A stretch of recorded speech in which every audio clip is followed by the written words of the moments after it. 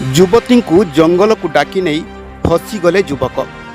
युवती अभियोग क्रमे युवक को गिरफ्त कला सिमुलिया पुलिस। बालेश्वर जिला मारकुणा अंचल जड़े युवती रास्तार जाऊा बेले जड़े युवक गाड़ी में उठाई नहीं कबीरपुर निकट में एक जंगल को नहीं जाते।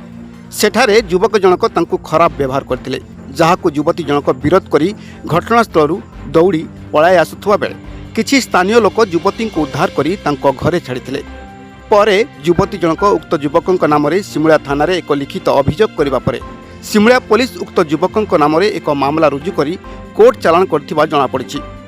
उक्त युवक जनक सिमुलिया थाना अंतर्गत मारकुणा पंचायत अनंतपुर ग्रामर शंभुनाथ बेहेरा बोली जमापड़ी।